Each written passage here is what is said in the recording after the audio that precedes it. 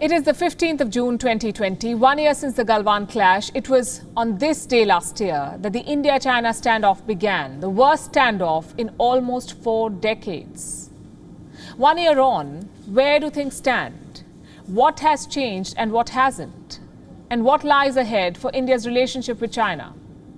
Let's start with the night when we broke the news of 20 Indian soldiers having been killed in Galwan. I'll start with the latest, and I'm afraid it's not good news. 20 Indian soldiers have been killed in the Galwan Valley. China too has lost men, almost the same number, including a commanding officer. We cannot confirm a number. The Chinese government won't give a figure. They never do. Clearly, this has gone too far, and India, we are told, is prepared for any eventuality. This is not 1962. This is not even 2017.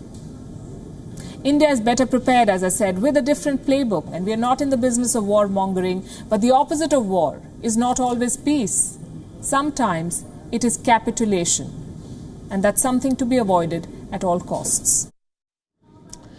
We said it back then, the opposite of war is not always peace, sometimes it is capitulation. 1 year and multiple reports later, we can tell you that India has not succumbed to Chinese threats. It is dealing with China in the only language that it understands, the language of strength. New Delhi's strategy has been multi-pronged. Let's take this one at a time, starting with the disengagement process. The first major breakthrough came in February 2021. After 11 rounds of military talks, China's defense ministry announced that it was ready for a synchronized and organized disengagement. And since then, both India and China have pulled back frontline troops from the Pangong Tso region.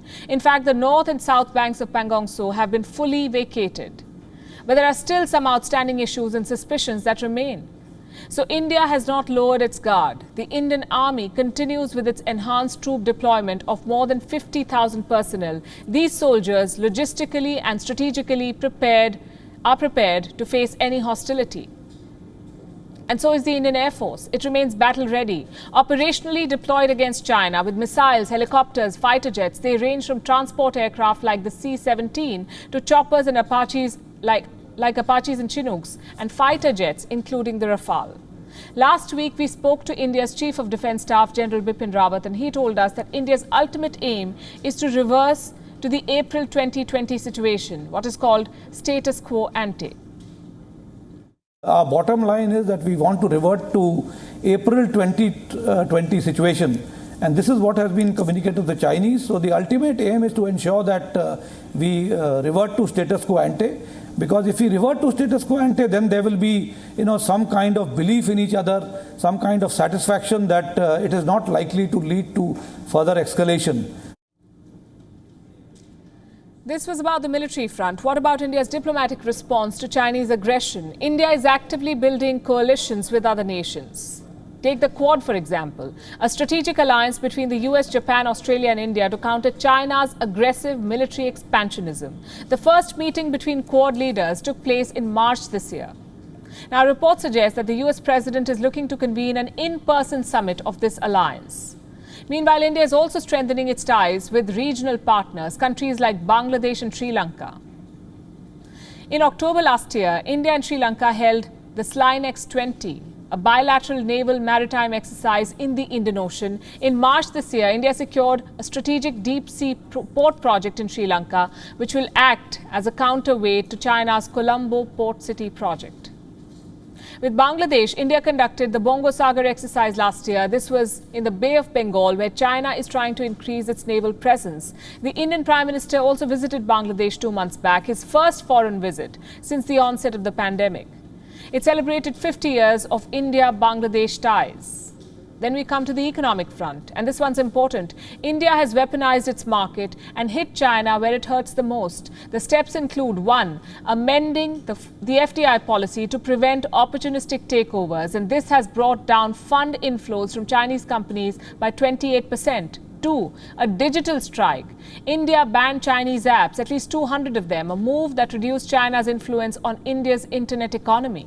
And 3, India has challenged China's pharma supremacy through vaccine Maitri. Scores of countries received the Made in India vaccine, something that the Chinese media has called a smear campaign. So, 1 year since the Galwan clash, India has fought China on all these fronts: military, security, economic, diplomatic, but not all gaps have been filled. The disengagement in Ladakh is still not complete. Yes, India is better placed, but there's no guarantee that China will not betray again. Plus, we still cannot decide if Chinese sponsors are more important than national interest. Time and again, we end up embarrassing ourselves by opting for Chinese brands and then retracting. Case in point, the IPL and India's Olympic kits. And then we have the military operations of the Quad. They remain moot. A lot is being said, but very little has been done to achieve the core strategic purpose of containing China's influence in the Indo-Pacific. So let me say this. Fully resolving the conflict with China will be a long drawn-out process, and if India wants to tilt the balance in its favor, it must mount an effective and sustained 360-degree response. WION is now available in your country. Download the app now and get all the news on the move.